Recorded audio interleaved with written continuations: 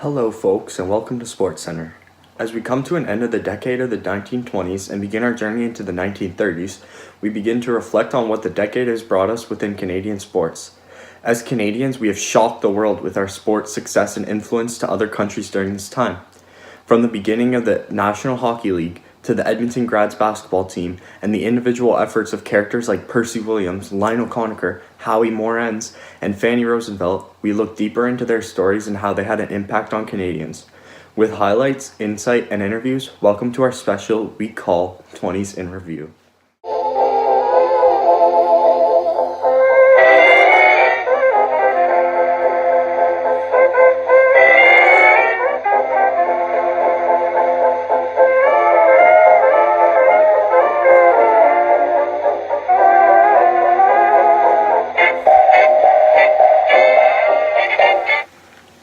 One of Canada's favorite sports is hockey, and it was not like that before the decade of the 20s had started.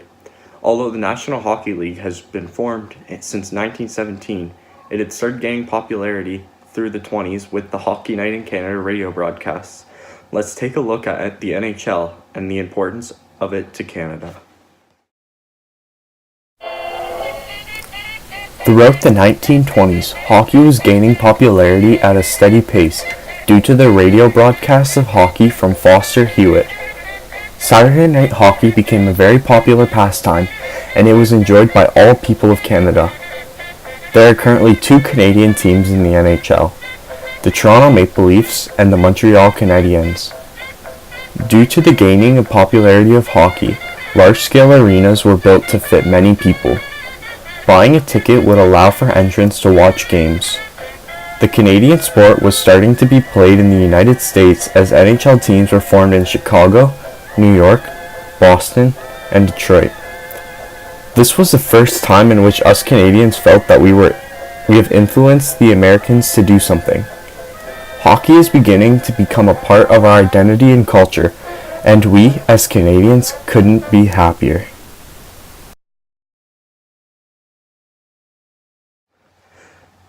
Now, who was one of the most inspirational and athletic Canadian hockey players throughout the 20s? Howie Morenz. He already has a legacy of being one of the NHL's first superstars and is one of the best to play as of now. Also known as the Mitchell Meteor and the Stratford Streak, let's take a look at Howie's life and career as being one of the best.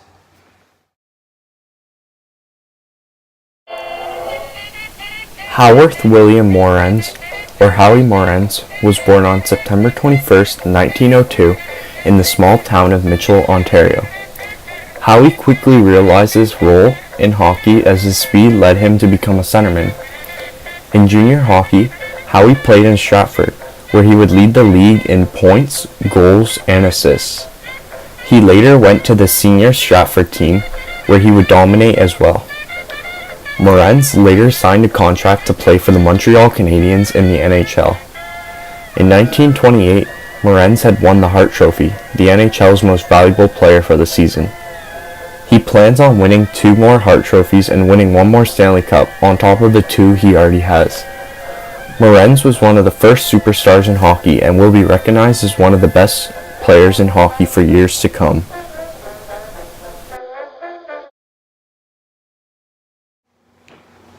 Now, how about we take it back to summer sports? Although the Summer Olympics have taken place twice throughout the 20s, it was the 1928 Summer Olympics in Amsterdam, Netherlands that had gotten the most attention with respect to Canadians. We experienced many new revolutionary rule changes, as well as a world record held by Canadian Percy Williams. This had been one of our best Canadian track and field teams we have seen yet. We have 2 members of the track team here for interviews, Percy Williams and Fanny Rosenfeld. Now let's take a deeper look into what the 1928 Summer Olympics had in store for Canada and the world.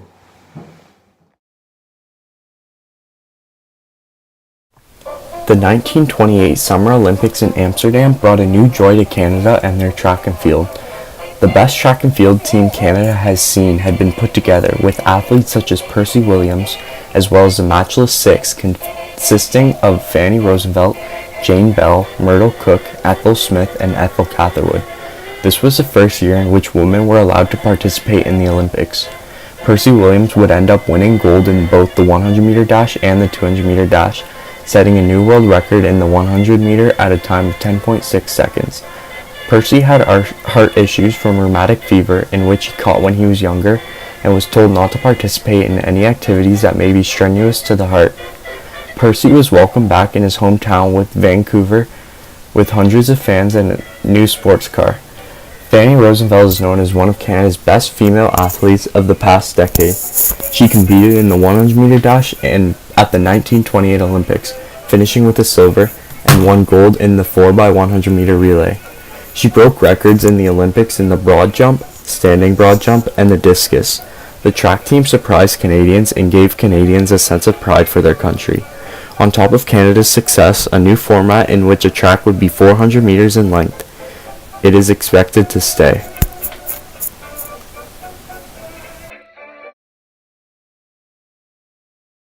Percy Williams is known all across Canada as an Olympic runner. He ran the 100-meter dash and the 200-meter dash during the 1928 Olympics in Amsterdam, finishing with golds in both events. With the Our Percy chocolate bar going on sale, he is here. Hello, Percy. How are you? Hello guys, I'm great. I'm so thankful to be here. Well, thank you for coming. Now, Percy, what was life like growing up? Well, you see, I was born on May 19th, 1908 in Vancouver. I was an only child. My parents, Frederick and Charlotte, were always supportive of everything I did. At the age of 15, I caught rheumatic fever and I was told I couldn't do any physical activities. But hey, I didn't listen. I did high school running and I started my training in 1924 until 1927, and the rest is history. Now, did the speed naturally come to you, or was it the training that helped you bring it to Olympic level? Well, I actually believe it was both. I was faster than all my friends growing up, but I don't believe I was fast enough to compete with the best in the world. Training brought me to the next level. Now, Percy, how does it feel to be remarked as a Canadian hero and one of the fastest people in the world? I don't really consider myself a Canadian hero. The people that save lives, the doctors, are the real heroes here. The record is all for Canada. I love this country and everyone in it. Thank you, Canadians, for supporting me. I am truly humbled by how I've been welcomed back into my hometown.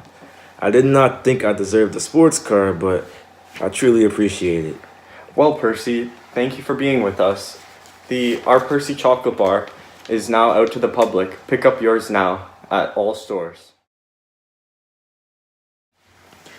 Fanny Rosenfeld is a Canadian track and field athlete and a sports writer. She was born December 28, 1904 in Russia. She won a gold medal for the 4x100 meter relay and a silver medal for the 100 meter at the 1928 Summer Olympics in Amsterdam. Part of the Matchless Six with Florence Jones Bell, Ethel Catherwood, Myrtle Cook, Ethel Smith, John Thompson. Please welcome Fanny Rosenfeld. Hey Fanny, it's great to finally meet you. How are you? I'm great. I'm glad to be here. Now, what was it like being on the first Canadian women's Olympic team? It was so fun. I learned a lot from the girls I trained with. The fans reacted very well with women being in the Olympics. And the other 5 girls all received medals. We proved people wrong, or at least those who believed women do not have the strength and stamina to compete in sports. This is the best track and field team in Canadian history, and I'm proud to be a part of it. It truly is. Thank you for coming, Fanny. Now it's time to review one of the most influential and well-rounded people of all time, Lionel Conacher. He was an all-out professional athlete doing professional football, baseball, wrestling, lacrosse, boxing, and track and field. Now let's see how he's able to manage this, as well as seeing how he has become so athletic over the years.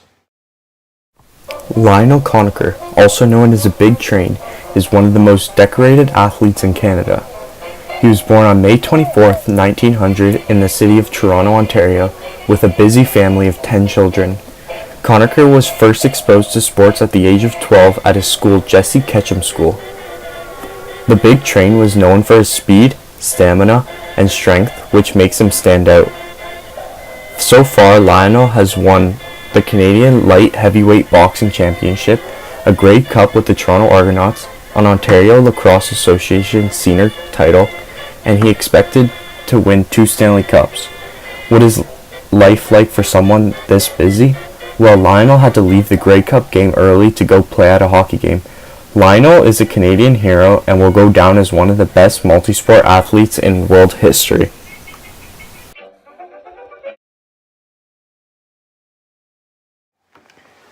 Throughout the 1920s, we've seen many great teams of all sports, but none of them have been as successful as the Edmonton Grads, the girls' basketball team with the best win record percentage of all basketball.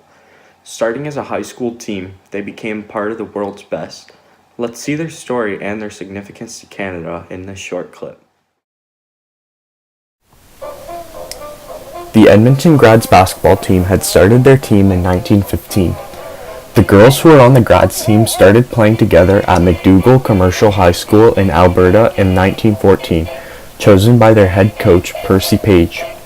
After winning the high school championship in 1914 across Edmonton, the team won their provincial championships the following year. The senior girls were forced to move on, but they still wanted to play, forming the Commercial Athletic Society, eventually being known as the Grads. Percy Page coached their team and made them work unbelievably hard as they would practice twice a week for hours, and they were prohibited from smoking or drinking alcohol. The Grads would win their first championship in 1922 against the London Shamrocks, which sparked a championship streak and had an amazing win percentage of 95%, which is the highest of any team in world history. Still think it isn't impressive? Well, Dr. James Naismith, inventor of the game of basketball, stated that this was the finest basketball team to have ever stepped on the floor. This is a true dream team for the women of Edmonton.